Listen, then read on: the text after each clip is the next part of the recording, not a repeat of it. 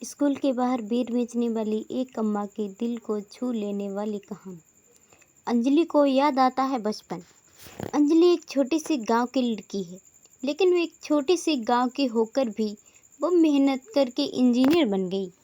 अंजलि को पढ़ाई के बाद अच्छी नौकरी मिल गई।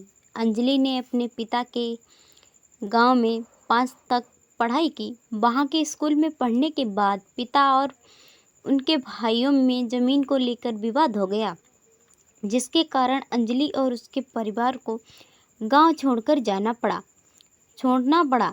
पिता एक छोटे से शहर में आ गए, मेहनत मजदूरी करके बेटी को पढ़ाया। आज अंजलि एक अच्छी नौकरी करके अच्छे पैसे कमा रही है। बचपन की कुछ बातें होती हैं जो हमें जीवन भर याद रहती हैं। कई बातें होती हैं जिन्हें सोचकर फिर से हमारा मन खुश हो जाता है। अंजलि की भी एक ऐसी याद है। अंजलि गांव में रहती थी।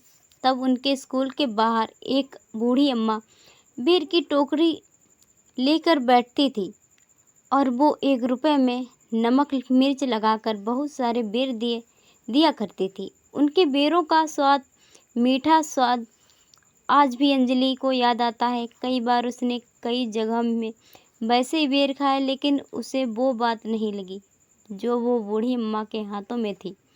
बूढ़ी अम्मा आज भी वहीं बैठती हैं। अंजलि के पिता के भाई का देहांत हो गया, तो उसके पिता के साथ अंजलि भी एक बार फिर उसी गांव में आई। कुछ दिन वो वहीं रही, फिर वो आते समय अपने स्कूल वापस गई। उसे लगा कि वो एक बार अपने बचपन का स्कूल देखकर आ जाएगी। वो स्कूल गई और उसे आश्चर्य हुआ कि वो बूढ़ी अम्मा आज भी वहीं बैठी है। बेर की टोकरी लिए पहले से ज़्यादा बूढ़ी हो गई हैं, सुनाई भी कम देता है। अंजलि उन्हें देखकर बहुत खुश हुई। वो उनके पास जाकर बोली, अम्मा बेर दो। अम्मा बेर देती हैं।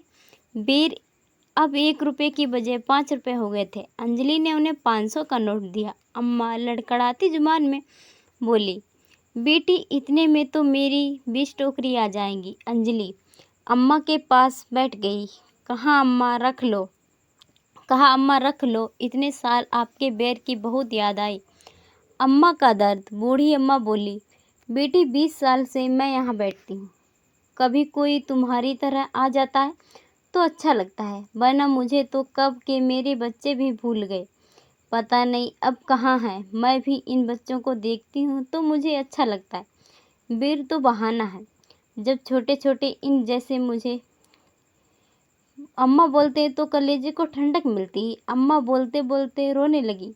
अंजलि को भी रोना आ गया। अंजलि बोलती है, अम्मा अब तुम्हारी यह बच्ची तुम्हारा ख्याल रखेगी। अंजलि ने अपने गांव के रिश्तेदार से बोलकर अम्मा के रहने का इंतजाम करवा दिया।